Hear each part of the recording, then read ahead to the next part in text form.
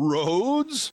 It's the Ernest Hancock Show. Where we're going, there aren't any roads. Don't stop me, 'cause I'm having a good time, having a good time. I'm a shooting star leaping through the sky like a tiger, defying the laws of gravity. And maybe a couple other laws here on Declare Your Independence with me, Ernest Hancock, my special guest, Matt Bruce, the CaptainsAmerica.com radio show. We got a special perspective from the captain because I wanted to make sure we got to talk about a lot of things. We'll get into Japan a little bit because he has some history and experience in hazmat, and we want to make sure we comment on that. But I would be remiss if we didn't talk about the cost of this. I mean, it's just, when does it stop? And you had an idea. What do we do with our troops? Well, my good friend and former commanding officer, Major General Paul Vallely, and I have talked about this extensively. We've also got Lieutenant General Thomas McInerney and several other retired generals on board, as well as some CIA station chiefs from the Middle East. And it's called the lily pad strategy, whereas we take our forces and instead of subjecting them to these forward operating bases like we've seen in Afghanistan and we've seen in Iraq, which has cost us a lot of casualties, as well as, let's just say, Libya, and we take them to major installations. Let's say we put them in, perhaps Beirut, or not Beirut, that's a bad choice. Let's say we put them in Cairo. Let's say we put them in at Bagram Air Force Base in Afghanistan, just keep them there. But then we take the bulk of the troops and we load them aboard ships, which is what we do with Marines, 3,000 and 4,000 in a battle group. And they float around the world, and when there's a disaster like a tsunami, they go and they actually do humanitarian aid to help people out, like what we've seen in Japan. We get into a situation like Libya, which requires beans and bullets. We say, okay, when they come to us and go, we got to have your help, United States, you have to fly plane, then here's what we do. You pay the bill, you pay for the gas, we'll fly the planes, but until we get the money or we get the oil or something out of this, we aren't moving. I remember in the first Gulf War, the numbers were something like $60 billion is what they estimated the costs were. Yep. And of the $54 billion of that was offset by other members of the coalition. $36 billion came from the Gulf states, which is like, I don't know, I think they split it even $30 billion up between Saudi Arabia and Kuwait, and so they did pay for it, a lot of it.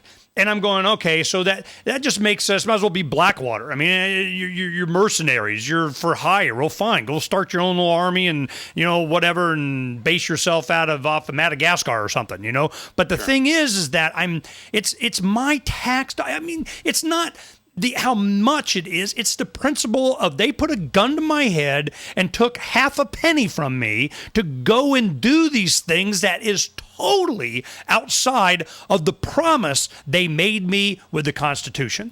They go, this is the deal. Well, you break that deal and the Bill of Rights, you go through 1 through 10, and you keep breaking those every single day. I have to ask, Matt, Captain America, I got to ask, when is that contract null and void? At what point do I go, you are so in breach of this contract, it means nothing? Well, if we had have paid attention to what took place in 2010, and those that lost, I know they know why they lost, and the Tea Party that's arisen, which, by the way, isn't going anywhere. We had 120 Tea Parties in Florida come 2010. Right now we've got over 200. Over 55 million call themselves Tea Party supporters, and that number continues to grow because they're watching and seeing what you're seeing, what I'm seeing. The mood of the country has changed. It's swung further to the right, and we've had it. Enough is enough. And the elected Tea Party endorsed guys keep extending the budget.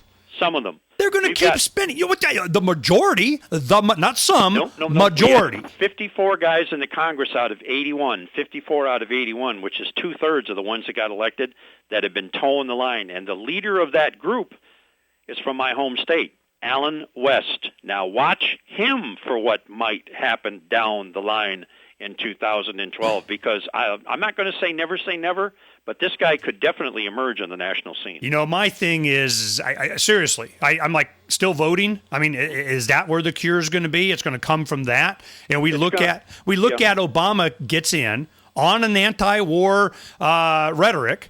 And then he And he won the expands the Peace war Award. and does another. Yeah, Nobel Peace Prize, fork it over. Heck, you even got Michael Moore going in there, give me your Peace Prize. So I'm just, the insanity that people, you've been around long. I just turned 50, Matt. And I'll tell you, I've been around long enough and you longer that I keep seeing this pendulum left, right, as we keep marching. It's like the jackboots marching left, right to a totalitarian fascist state. Yep. It's like, yeah, but we're on the left boot now. It's like, oh, that's a really bad. We're starting to get sore. We don't like that left jack boot and the right jack boot or the jack boot on your throat party.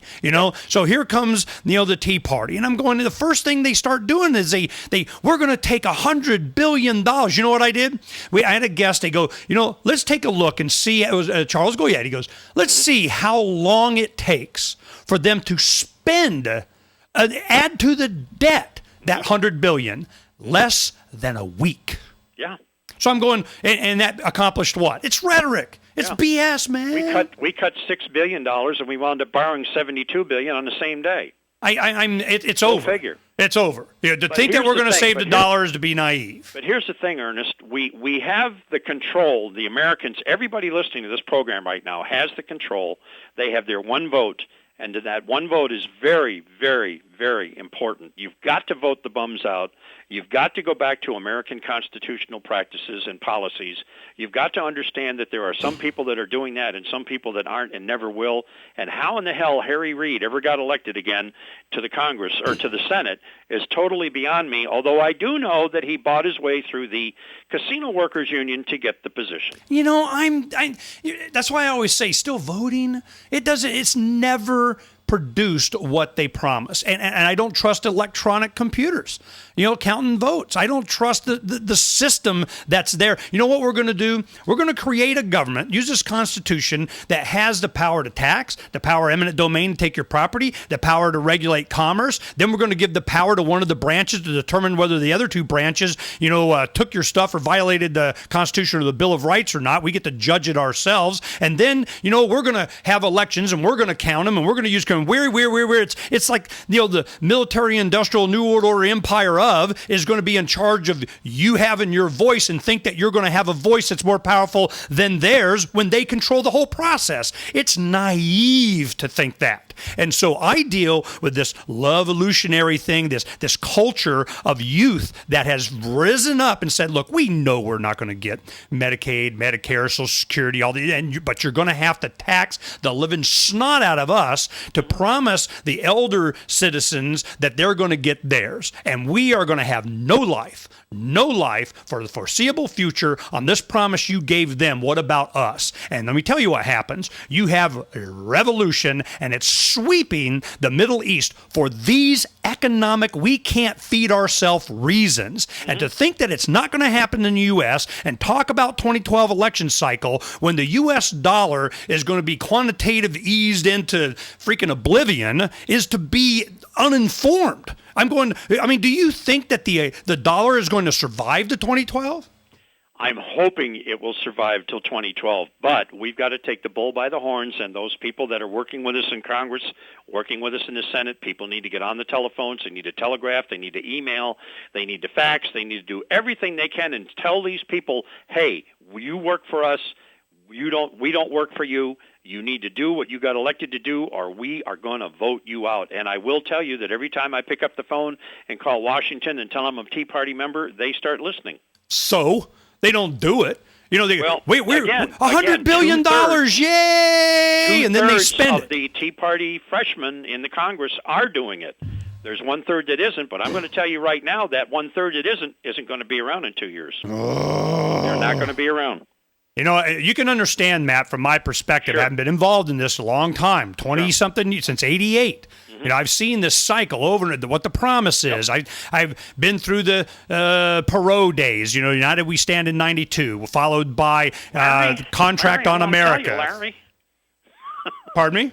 Larry, I want to show you this, Larry. Over here. Can it finish? Now, the thing is that you go from that and you get the cycles, and we have, then it's Clinton, and the Republicans got to take back Clinton. We got the blue dress, and we get the Ron Paul evolution, and you have all this stuff. I've been the cycles back and forth, and I'll tell you what sticks is the young generation understanding that they own themselves. They don't need to get somebody to give them a permission slip to be left alone. They're just doing it. And you want proof? Take a look at the Middle East. They have 30% of their population is under 15. That's a demographic you cannot get away from. And the same kind of awareness with the internet is happening here.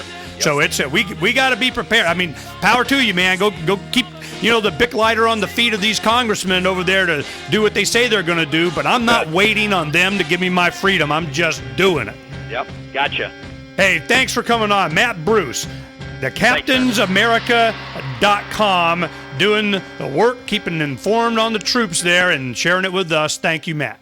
Thanks, Ernest. God bless America. Uncovering the secrets and exposing the lies. That's what readers of freedomsphoenix.com get every day. Readers of freedomsphoenix.com are constantly provided the information that detail the real news between the lines of propaganda about government policies and the true relationship we all have with coercive governments. Learn the true condition of our economy, innovations and technological breakthroughs in energy, health, computer science, and space travel. Learn the truth well before it's admitted to in the lamestream media, the media that is so last century. Corporate media has evolved into nothing more than distributors of government propaganda, but we now have a fantastic alternative. FreedomsPhoenix.com provides constant news updates on the issues that affect our lives in the most important ways. Our liberty and our property are under constant attack, and FreedomsPhoenix.com provides the understanding behind the propaganda while encouraging the participation of our readers. Join us at FreedomsPhoenix.com. That's freedoms with an S, Phoenix.com. FreedomsPhoenix.com, where the revolution between the ears has already matured.